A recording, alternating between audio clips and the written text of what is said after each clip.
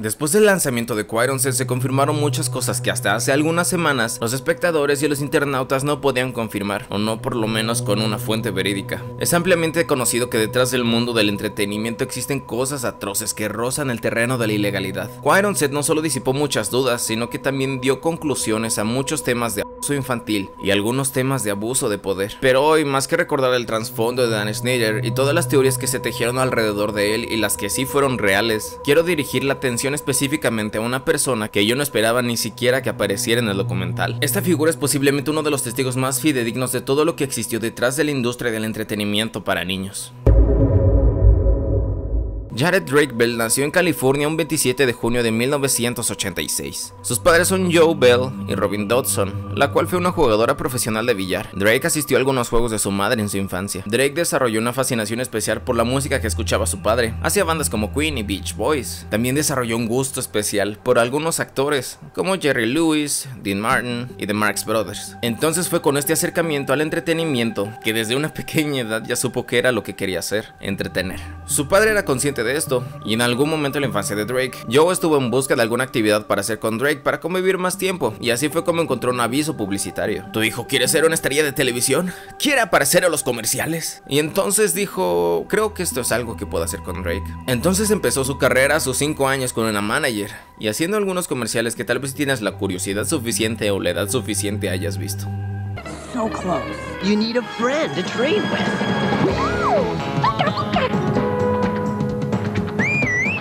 Entonces fue así como se adaptó a una rutina con su padre, donde hacía comerciales a la tarde después de la escuela, recorrían Los Ángeles yendo a castings y algunos comerciales que ya tendrían pendientes, y regresando a su casa alrededor de las 10-11 de la noche, y al día siguiente exactamente lo mismo.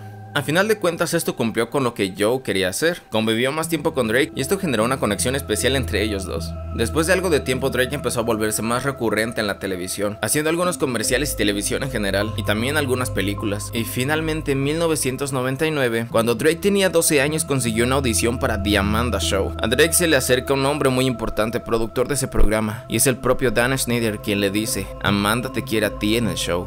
Finalmente Drake estaba en el Hollywood para niños, Nickelodeon, un sueño para muchos que veían ese canal en ese momento, niños haciendo comedia para niños. El show de Amanda consistía en hacer algunos sketches y mucha improvisación. Aún así, cuando Drake había llegado al lugar donde quería llegar, pasaron algunas cosas que marcaban alguna serie de alarmas. Hace algunos años, en una entrevista, Drake mencionó que cuando se encontraba grabando el show de Amanda, tuvo un accidente en el set. En una escena, el joven Drake se encontraba en un jacuzzi lleno de burbujas y agua. Se salió del jacuzzi, corrió hacia las escaleras y resbaló sobre su espalda encima de un riel para cámara. Esto provocó algunos moretones y cortes con el metal del riel. Su espalda estaba cubierta de sangre y raspones y moretones, pero la producción tomó la decisión más lógica. No lo hicieron. Lo que la producción hizo en realidad fue simplemente echarle un spray encima, supongo que desinfectante. Le pusieron algo de maquillaje y a volver a grabar la escena. Drake reveló cómo esta falta de atención y el hecho de que todavía repitieron la escena y repitieron su grabación burlándose de él, de cómo se caía, lo hizo sentir terriblemente mal. El dolor lo mantenía quejándose constantemente, pero para la producción en realidad parecía ser solo una molestia o un chiste. De hecho, uno de los productores al ver la grabación dijo: no,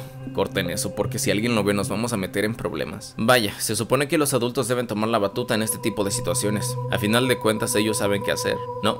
Luego en los años 2000, Drake y su padre se movieron a Nickelodeon on Sunset, en vez de estar en los estudios de Paramount, que era donde originalmente se grababa el show de Amanda. Aquí es cuando ambos conocen a un adulto de alrededor de 40 años de edad llamado Brian Peck.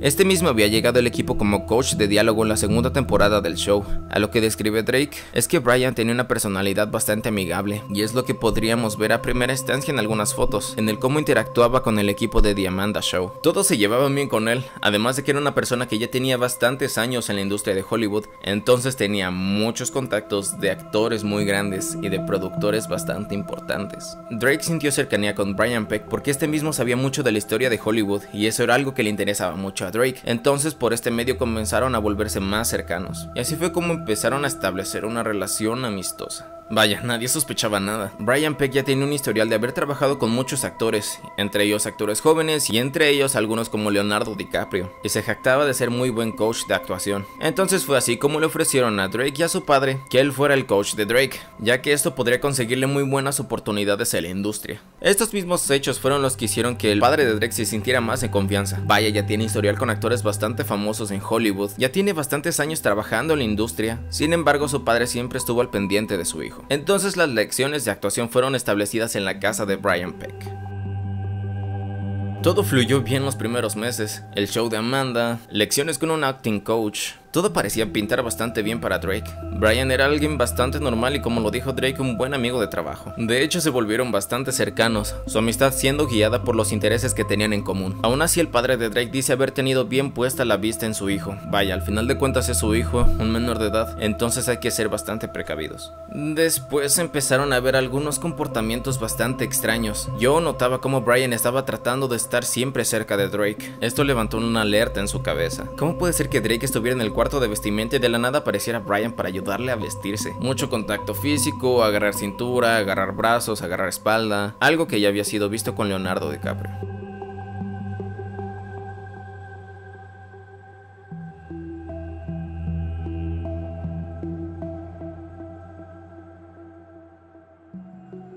Joe tomó la decisión de hablar con la producción acerca de lo que estaba pasando, de cómo el hecho de que Brian estuviera tan al pendiente de Drake, a pesar de no haber visto algo demasiado raro, lo ponía bastante incómodo. Y la respuesta de la producción fue: vaya, Brian es gay, tal vez eres homofóbico o no lo sabías, pero su comportamiento es bastante normal. Así es él, alguien que suele tocar mucho y muy sentimental. Como la producción no escuchó esto, Joe decidió hablar directamente con la gente del set, lo cual provocó que Joe fuera excluido. Todavía en los 2000 ocurrió la magia, el hecho que causó la consecuencia por la cual todos o casi todos conocemos a Drake Bell.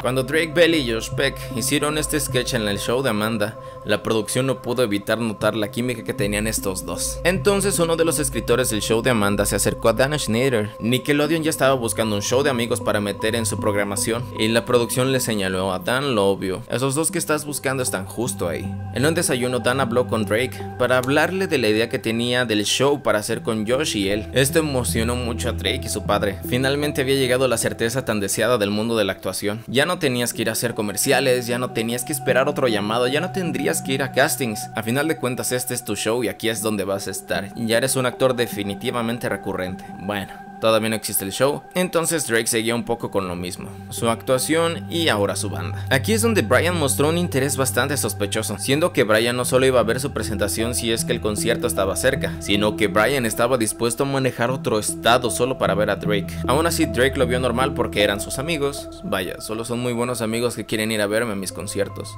Yo, por otro lado, lo consideraba esto muy extraño, y así que siempre trataba de ponerse de por medio en este tipo de interacciones. Pasa un año, en 2001, el 15º cumpleaños de Drake. Brian ofreció su casa para la fiesta de cumpleaños de Drake. Obviamente su padre esto lo vio muy mal. No quería que la fiesta de Drake fuera en la casa de Brian. ¿Por qué quiere que sea en su casa? Pero al final de cuentas Drake accedió que esto fuera así por el hecho de que la casa de Brian quedaba muy cerca de sus compañeros del show de Amanda y de algunos amigos en Los Ángeles, y quería que todos asistieran. En el año 2002, durante toda esta serie de alertas, Joe trató de distanciar a Brian de su hijo al ver cosas bastante inapropiadas y sospechosas que tal vez para un adolescente de 15 años no fueran tan obvias. Entonces Brian decidió hacer su siguiente jugada. No es un misterio que en este mundo de actuación para niños no sabe si un niño está actuando esencialmente porque le gusta o porque sus padres están aprovechando de él tratando de conseguir dinero y beneficios. Entonces Brian le empezó a recalcar a Drake que su padre solo era una piedra en el camino, alguien que le estaba robando su dinero y alguien que no le iba a dejar progresar en su carrera. Lavando el cerebro de Drake, Brian finalmente logró lo que quería. Logró distanciar a Drake de su padre, convenciendo a Drake de que su padre sí era un obstáculo y de que no quería que fuera su manager. Y fue así como sucedió. Se aprovechó de la mala relación que existía entre los padres de Drake. Tardó un rato, pero Drake se lo dijo a su madre y su madre contactó a su padre diciéndole: Drake ya no quiere que sea su manager. Y así fue como Joe ya no pudo estar alerta de lo que estaba pasando alrededor de su hijo. Ya no existía The Amanda Show, todavía no existía Drake y Josh, entonces Drake volvió a lo mismo de antes, solo que ahora Brian tomó la posición de su padre en esta rutina. Drake vivía en Orange County. Estaría todo el día afuera para audiciones, entonces no habría mucha oportunidad de manejar en la noche para regresar a su casa que no estaba en Los Ángeles, entonces se quedaría en Los Ángeles a dormir. Entonces sería más conveniente quedarse en Los Ángeles para audicionar de nuevo el día siguiente o irse a su casa en la mañana. A la madre de Drake no le gustaba manejar, entonces quien llevaba a Drake a las audiciones y de regreso a su casa era Brian Peck. Ya era una rutina bastante establecida de nuevo, audicionar toda la mañana y la tarde y regresar en la noche, solo que esta vez a dormir a la casa de Brian. Brian era el que lo llevaba a todos lados. Aquí en algún tiempo Drake empezó a tener una novia con la que pasaba mucho tiempo, saliendo o estando en la casa de su novia con ella y su madre. A Brian obviamente esto no le gustó porque ya no podía tener tanto control sobre Drake. Entonces Brian se aprovechó de la situación de que la mamá de Drake era una persona muy conservadora y muy religiosa. Se aprovechó de esta situación diciendo que Drake y su novia siempre intentaban escaparse para estar escondidas y hacer cosas que obviamente sabía que a la mamá de Drake no le iban a gustar ese tipo de ideas. Brian usó argumentos como el que siempre están intentando escaparse para estar solos a escondidas y hacer cosas que a ti no te gustarían, y debería estar más tiempo conmigo para que yo lo pueda cuidar y que no pase nada malo, siempre tratando de controlar que Drake estuviera el mayor tiempo posible con Brian. La rutina continuaba, audiciones por el día, por la tarde, regresar a la casa de Brian muy noche, dormir en el sofá que era donde usualmente Drake dormía, hasta que un día Drake despertó y estaba siendo abusado sexualmente. Drake después de esto no supo cómo reaccionar. Al final estaba acorralado, no tenía dónde ir, no tenía un auto propio, entonces solo esperó, simplemente sabiendo que no podía escapar. Entonces fue cuando su abusador se disculpó tratando de decir cosas como: perdón, esto no va a pasar de nuevo, no sé qué me pasó. Después de todo esto, al final Brian consiguió que la rutina no cambiara, y aquí es donde todo siguió empeorando. Drake, con todo su derecho, no elabora mucho en esto en realidad. Why don't you do this? Yeah. Why don't you think of the worst stuff that someone can do to somebody as a sexual assault, and that'll answer your question. Se guardó por mucho tiempo lo que estaba sucediendo, ya que en ese entonces esta persona de 40 años era una persona muy amada en Hollywood, y obviamente tenía muchos contactos con actores y productores como mencioné anteriormente. Básicamente un sinónimo de si dices algo nadie te va a creer, y tu carrera ni se diga.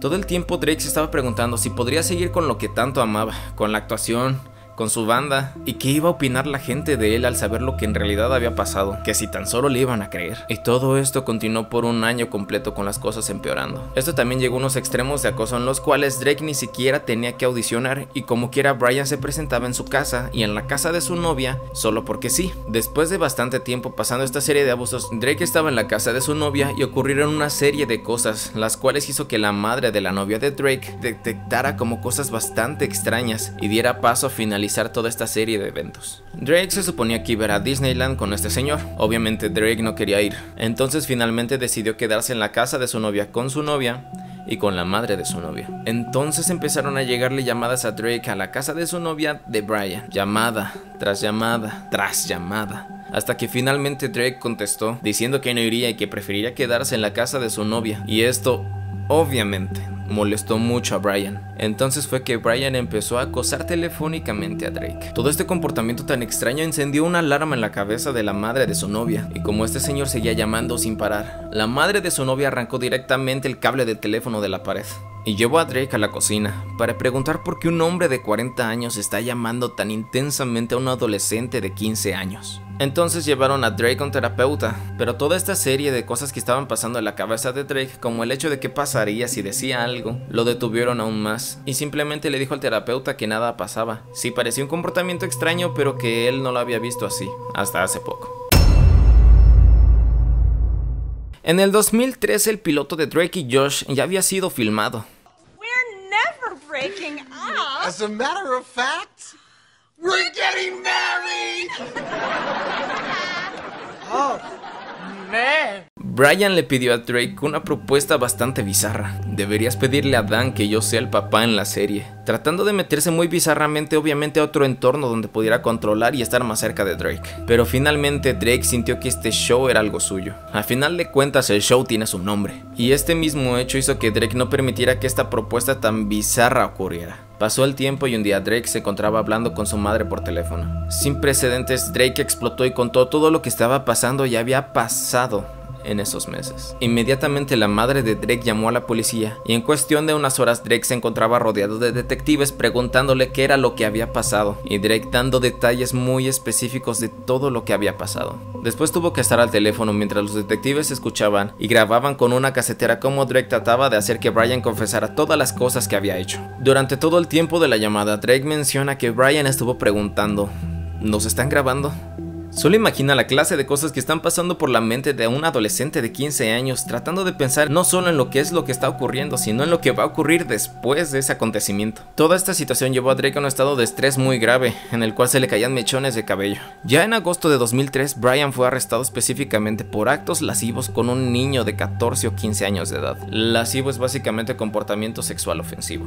También en el documento existen otras palabras que la serie de Quiet on Set destaca como sodomía, penetración forzada, uso de un menor para pornografía y copulación oral. Vaya, en el documental se destacan estos términos, pero a veces son para definir otros términos. Aún así, lo que pasó fue asqueroso. En este proceso de la corte, Drake recuerda cómo en el lado de los que estaban apoyando a Brian estaba completamente lleno, con algunas personas de parte de la industria, y cómo del lado de Drake solo estaba su familia. Esto no fue solo una cosa que ocurrió que hace mucho ruido. Gente de investigación, supongo que del documental, pidió ver las cartas de apoyo que se escribieron a la corte. Básicamente las cartas de apoyo son cartas hechas por gente para tratar de persuadir al juez en el caso. Y la mayoría de cartas que existen pedían que dejaran a Brian en libertad condicional.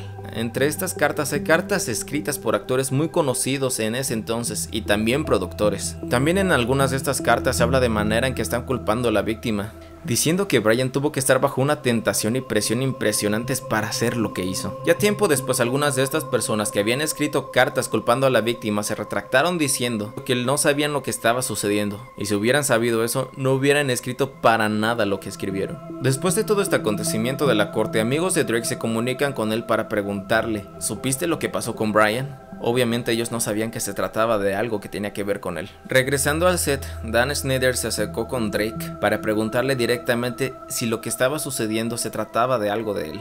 Drake menciona en varias entrevistas e incluso en el documental que una persona que fue bastante cercana para él fue Dan Schneider y que sintió su apoyo en todo momento. Entonces, con la confianza que tenía Drake con Dan, él confesó que sí, que todo lo que estaba pasando se trataba de él. Y Dan le ofreció su ayuda y dijo que si no quería hablar acerca de eso estaba bien. La siguiente persona con quien Drake se comunicó fue con su padre. Padre Joe no sabía nada de lo que estaba sucediendo. Y cuando Drake le dijo a su padre que Brian había sido encarcelado por tratar de acosar a un menor de edad, su papá dijo él lo sabía y se sintió aliviado por saber que habían arrestado a Brian antes de que hubiera podido tocar a su hijo.